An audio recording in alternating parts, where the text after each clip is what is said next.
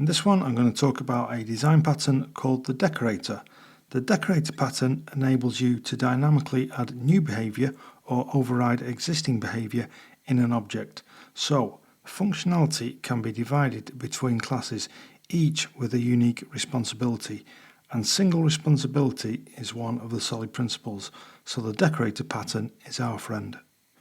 The way I'm going to demonstrate this is using a flight reservation. So I'll have a base flight reservation class and then I'll decorate that with extra add-ons such as extra legroom, luggage, etc. I'll start off with an interface which with one method just calculates price, and then my standard flight reservation class must implement this method, as will my decorator classes, as you'll shortly see. So let's create a standard flight reservation class, and this is the class which I'm going to decorate with the extra classes that add additional functionality. And that will be things like additional legroom, baggage, you know, the type of thing when you book like short haul flights. Now, in reality, we're most likely to have the base flight prices in a database and we'll go and fetch them for various locations. But here we're just going to hard code a number because the purpose of these recordings, the design pattern stuff, is to show you the principles and how they work rather than to build fully functional applications. Okay, I'm now creating a new class, and this is our base decorator class. It's going to be abstract. Because we'll never actually instantiate a flight reservation decorator, that means nothing. We're going to extend it with classes with particular functionality. But pay close attention to how this class is created. As you'll see, I'm injecting the flight reservation into the constructor. So my decorator objects will have a flight reservation property, but in addition to that, this flight reservation decorator will implement the flight reservation interface. So that means that any decorator classes which I create must implement that calculate price method. So I'll create my first concrete decorator class here, and the way that the decorator works is that the object gets injected into the new decorator which is being created. That object adds some additional behaviour or overrides existing behaviour, and then it gets passed in to a new decorator which does the same thing. So this first one I've created here is extra legroom. So this is adding extra legroom to the reservation, and what it's going to do, just keeping it simple, it's going to calculate the new price of the reservation with that extra legroom added.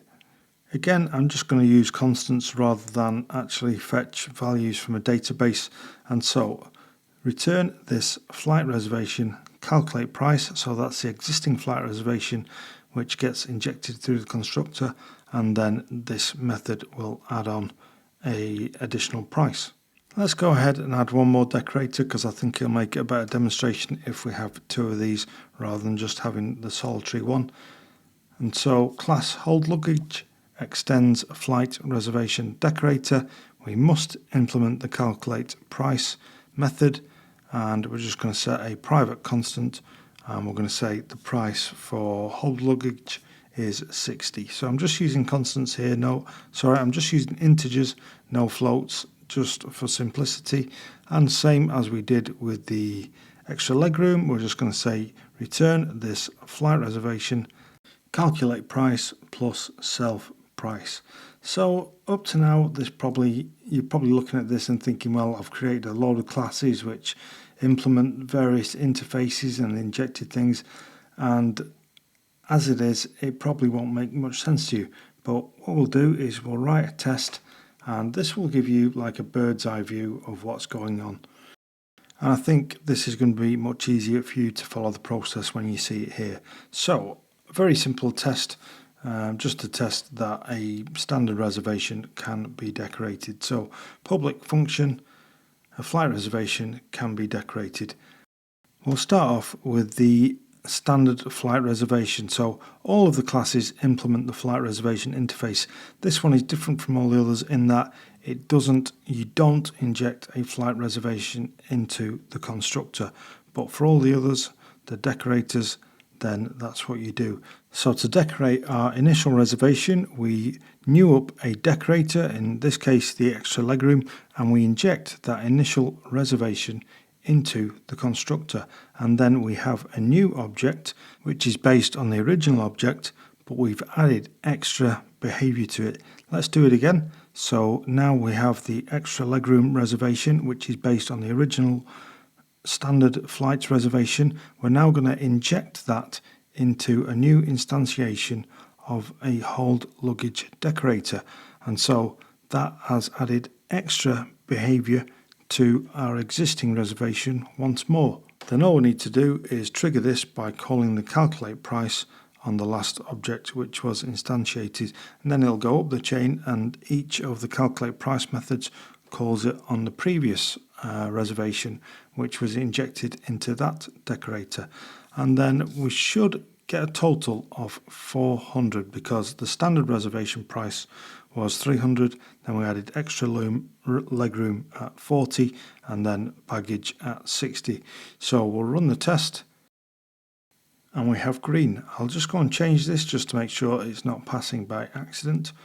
I'll change it to 401, we'll run the assertion, and so it's saying that 400 does not match 401, so we know that that's working correctly, and I'll just add a little comment on the end here so we know how we've arrived at that number. Let's now check against what we hope to achieve using the decorator pattern. We've added new behavior, we've divided functionality amongst classes, and each of those classes has a single responsibility, a single functionality, so we observe single responsibility principle.